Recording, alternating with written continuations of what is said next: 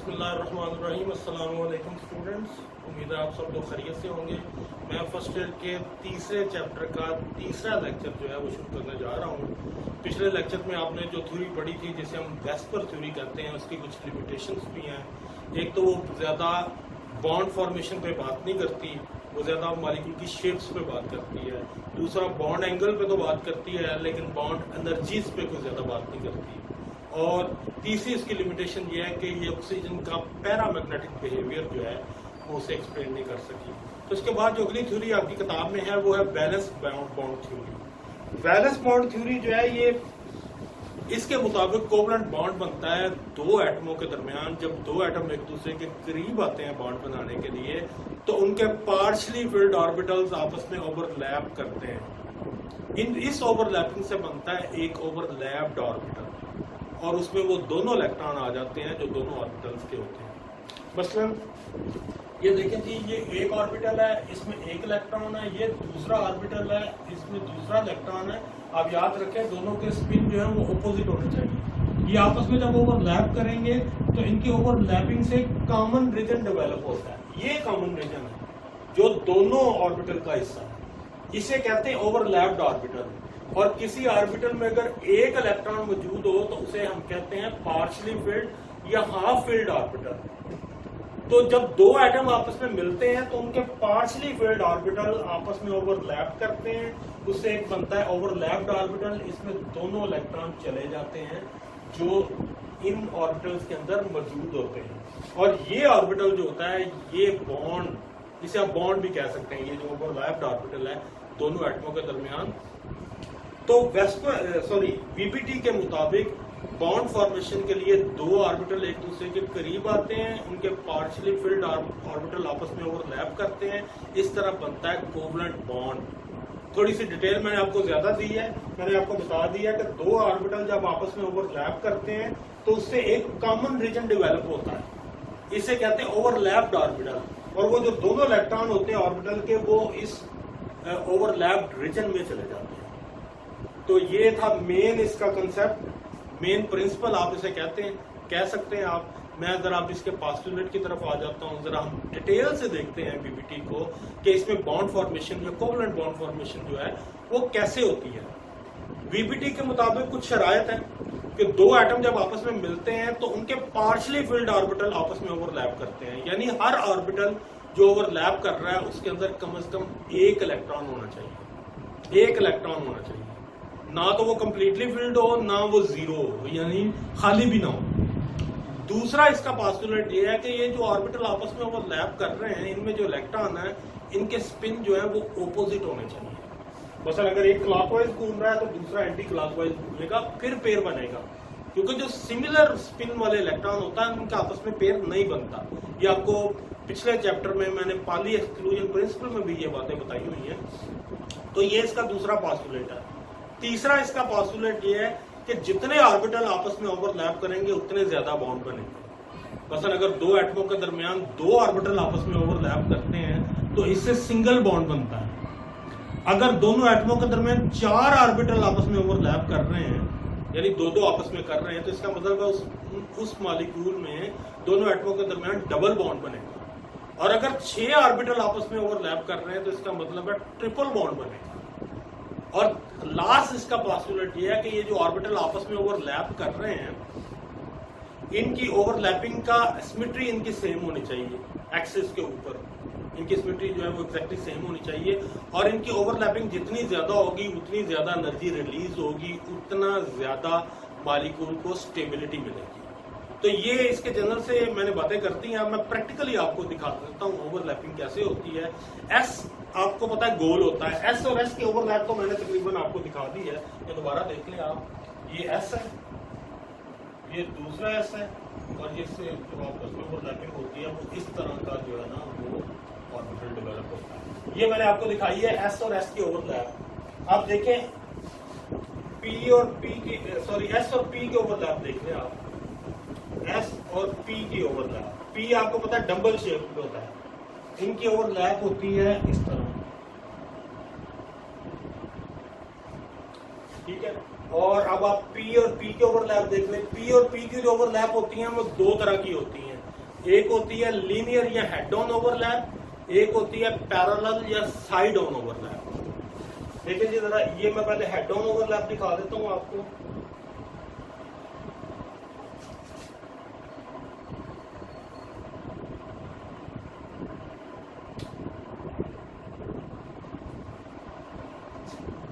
Sorry, ये इसकी एक लोब जरा छोटी रखें आप, क्योंकि एक तरफ ऐसा है। और ये है जी पी और पी की लीनियर ओवरलैप, और ये है पी और पी की हेड साइड ऑन ओवरलैप।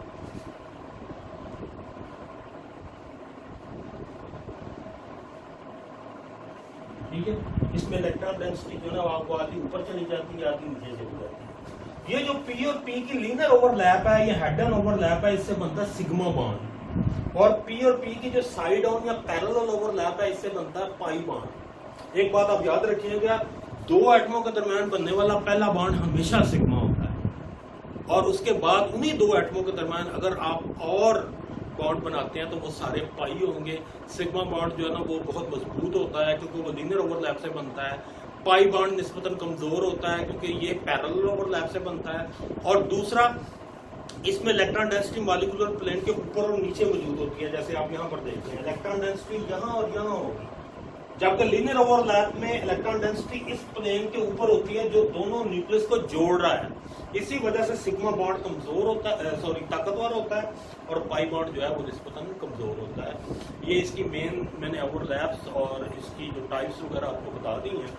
एक बात मैं आपको और तरह बता दूं कि अगर दो एटमों का पी ऑर्बिटल आपस में ओवरलैप करें तो याद रखिएगा उनमें से एक पेयर जो होगा वो लीनियर ओवरलैप होगा, बाकी जो पेयर है वो सिर्फ पैरेलल ओवरलैप कर सकते हैं। उसकी रीजन भी मैं आपको बता देता हूँ। फर्ज करें ये जो पी ऑर्बिटल है, आपको पता है एक एटम के जो पी ऑर्बिटल होते हैं उनके दरमियान 90 का एंगल होता है। अगर फर्ज करें ये जो है ना आपके सामने तीन मैंने पी एक एटम के बना दिए, ये तीन पी दूसरे एटम के बना दिए, अगर मैं इनके आपस में ओवरलैप करवाता हूं तो ये देखिए जो अंगूठे वाला पोर्शन है ये लीनियर ओवरलैप हो रहा है। ये जो पोर्शन है ये सिर्फ पैरेलल ओवरलैप हो सकता है। अगर मैं इसको लीनियर करता हूं तो आप देखेंगे नीचे अंगूठे वाला जो बॉन्ड है ये टूट जाएगा। ये देख लें, अब ये लीनियर ओवरलैप हो गई है लेकिन अंगूठे वाला बॉन्ड टूट चुका है, अब वो सिर्फ पैरेलल ओवरलैप हो सकती है।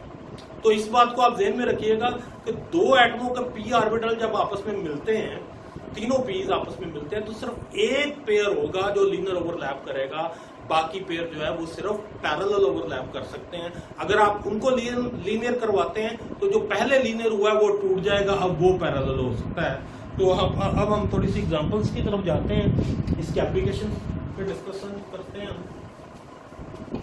सबसे पहले फॉर्मेशन ऑफ H2 को एक्सप्लेन किया गया है। इधर आ जाए जी आप।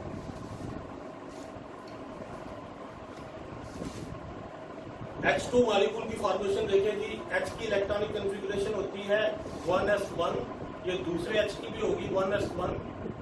ये दोनों पार्शियली फिल्ड है, ये आपस में ओवरलैप करते हैं।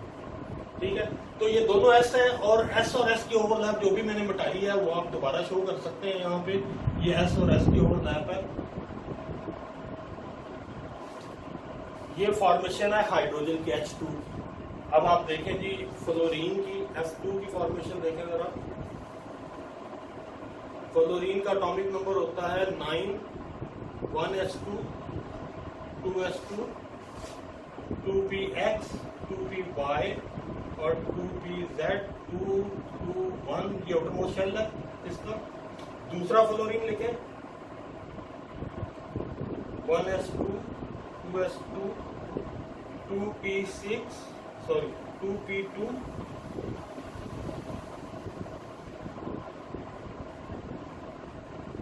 ये इसका आउटर पोर्शन है।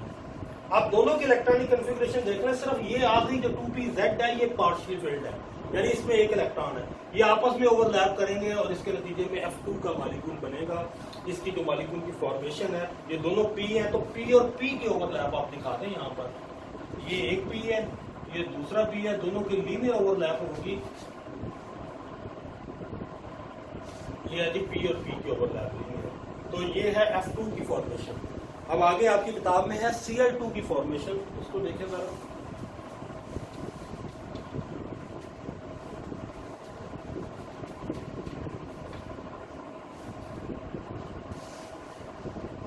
Cl2 की फॉर्मेशन, क्लोरीन का एटॉमिक नंबर होता है 17, इसकी कंफिगरेशन लिखें 1s2 2s2 2p6 3s2 3px 3py और 3pz 2 2 1। ये आउटर मोशन है इसका, और इसके आउटर मोशन में आप देख लें एक ही पार्शियली फिल्ड ऑर्बिटल में। अब दूसरे क्लोरीन के लिखें 1s2 2s2 2p6 3s2 3px 3py और 3pz 2 2 1। ये इसका आउटर मोशन है। दोनों क्लोरीन्स में आप देख रहे हैं ये 3pz जो है ये पार्शियल फिल्ड है, यानी ये आपस में ओवरलैप होंगे। इसके नतीजे में बनेगा इनके दरमियान सिग्मा बॉन्ड, क्योंकि ये लीनियर ओवरलैप होंगे। ये वही पी और पी के ओवरलैप है जो मैंने आपको फ्लोरीन में दिखाई है, वही आप यहाँ पर लगा दीजिएगा। तो ये फ्लोरीन के ओवरलैप होगी। नेक्स्ट आपका जो बॉन्ड फॉर्मेशन आपकी किताब में दी है वो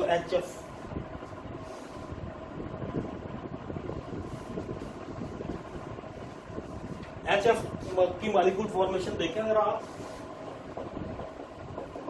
फ्लोरीन के इलेक्ट्रॉनिक कॉन्फ़िगरेशन लिखेंगे 1s2 2s2 2px 2py और 2pz 2 2 1। और नीचे हाइड्रोजन के इलेक्ट्रॉनिक कॉन्फ़िगरेशन लिखें वो है 1s1। तो आप दोनों में देख लें पार्शियली फिल्ड ऑर्बिटल सिर्फ फ्लोरीन में ये है और हाइड्रोजन में ये है, ये आपस में ओवरलैप करते हैं। ये एस और पी के ओवरलैप है, वो भी मैंने आपको थोड़ी देर पहले दिखाई है, वही आप यहाँ पर शो कर दीजिएगा। एक एस ले लें और एक पी ले लें, इनकी लीनियर ओवरलैप आप शो कर दें। ये है इनकी एस और पी के ओवरलैप। अब हम आगे चलते हैं। अब आपकी किताब में जो ओवरलैपिंग जो बॉन्ड फॉर्मेशन दिखाई गई है वो है नाइट्रोजन की। नाइट्रोजन की तरफ देखें, N2 फॉर्मेशन देखें।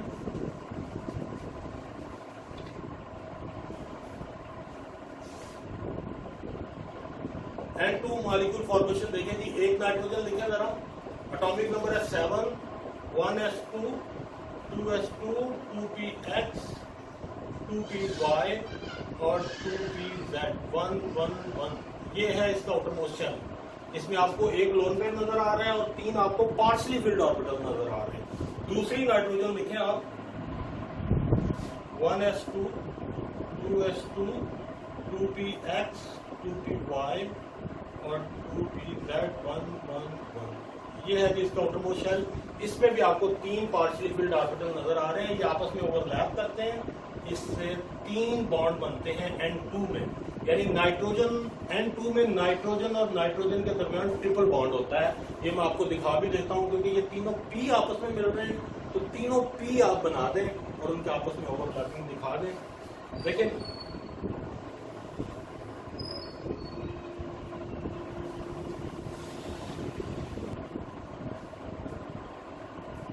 जी, ये एक नाइट्रोजन है। नाइट्रोजन के अंदर आप 3 p ऑर्बिटल, ये px है, ये py है और ये pz है। इसी तरह आप दूसरी नाइट्रोजन के भी तीनों p शो करें। ये उसका px है, ये py है और ये pz है। आप देख लें ये जो 3 पेयर्स है आपके सामने, सिर्फ ये लीनियर ओवरलैप हुई है। ये और ये आपस में पैरेलल ओवरलैप करेंगे, आधे ऊपर करेंगे आधे नीचे करेंगे। इसी तरह ये जो पेयर है ये भी पैरेलल ओवरलैप करेगा।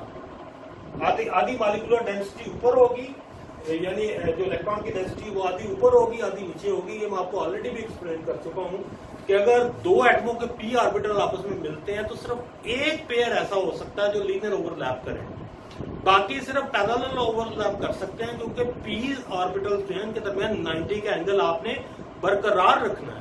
तो नाइट्रोजन की एग्जांपल में आप देख लें, ये पेयर जो है ये लीनियर ओवरलैप हो रहा है, ये इसके साथ पैरेलल ओवरलैप हो रहा है, ये इसके साथ पैरेलल ओवरलैप हो रहा है। आधे ये ऊपर शो हो रहे हैं आधे नीचे शो हो रहे हैं। तो ये जो लीनियर ओवरलैप से बॉन्ड बना है ये बना है सिग्मा बॉन्ड, और ये 2 पाई बॉन्ड बने हैं। इसका मतलब ये हुआ कि नाइट्रोजन और नाइट्रोजन के दरमियान जो 3 बॉन्ड मौजूद हैं इनमें एक सिग्मा है 2 पाई है। ठीक है जी। नेक्स्ट आपकी किताब में जो फॉर्मेशन है वो है O2। तो देखें जरा, ऑक्सीजन की मॉलिक्यूल फॉर्मेशन देख लें।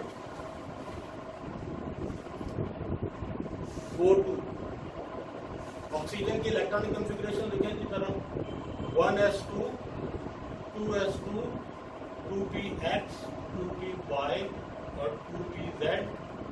यह 2 1 1 ये है outermost shell. Outermost shell में आपको दो पार्शियली फिल्ड ऑर्बिटल नजर आ रहे हैं। दूसरी ऑक्सीजन लिखें 1s2, 2s2, 2px, 2py और 2pz11। इसमें भी आपको दो पार्शियली फिल्ड ऑर्बिटल नजर आ रहे हैं। ये आपस में ओवरलैप करते हैं, जिससे ऑक्सीजन के मॉलिक्यूल में O और O के दरमियान में डबल बॉन्ड बनता है। और आपको मैंने पहले भी बताया हुआ है, दो एटमों के दरमियान बनने वाला पहला बॉन्ड जो होता है वो हमेशा सिग्मा होता है। जो दूसरा बॉन्ड होता है वो पाई बॉन्ड होता है। तो ऑक्सीजन के मॉलिक्यूल में ऑक्सीजन और ऑक्सीजन के दरमियान में डबल बॉन्ड मौजूद है, एक सिग्मा है एक पाई है। अब हम इसको फिगर की शक्ल में भी दिखा देते हैं आपको। आप ऑक्सीजन का ये मॉलिक्यूल है, इसके 3 पी बनाए हैं आप। ये px है, ये py है और ये pz है। इसी तरह दूसरी ऑक्सीजन के भी तीनों पी बनाए हैं आप। ये ऑक्सीजन है,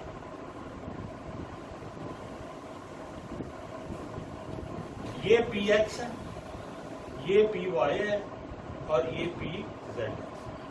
आप देख लें कि ये जो तीन पेयर है आपके सामने, एक पेयर जो है ये लीनियर ओवरलैप करके है, ये सिग्मा बॉन्ड बनाएगा।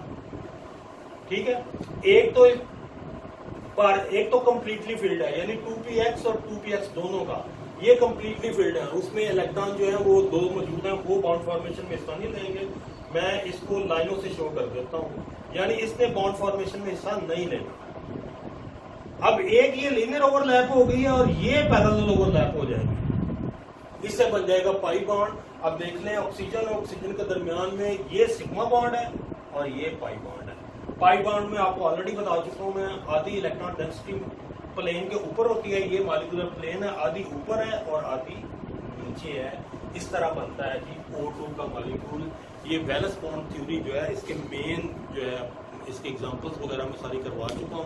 मैं दोबारा थोड़ी सी काम की बातें जो है वो रिपीट कर देता हूं, सुन लें जरा।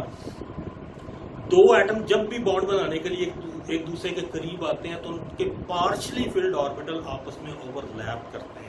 इस तरह बनता है कोवलेंट बॉन्ड। और ये पार्शियली फिल्ड ऑर्बिटल की ओवरलैपिंग से जो नया ऑर्बिटल बनता है उसे हम ओवरलैप्ड ऑर्बिटल कहते हैं। और एक और बात ध्यान में रखें आप, अकॉर्डिंग टू वीपीटी ये जो ऑर्बिटल्स आपस में ओवरलैप हो रहे हैं ये अपनी आइडेंटिटी को बरकरार रखते हैं, ये इनकी आइडेंटिटी खत्म नहीं हो जाती। और बाकी बातें जो है ना, ये मेन पॉइंट्स हैं जो ये मैंने रिवाइज कर दी हैं, इनको आप ध्यान में रखें। तो आपका फिर नेक्स्ट लेक्चर में हम आपकी नई थ्योरी जो है वो शुरू करेंगे। Thank you.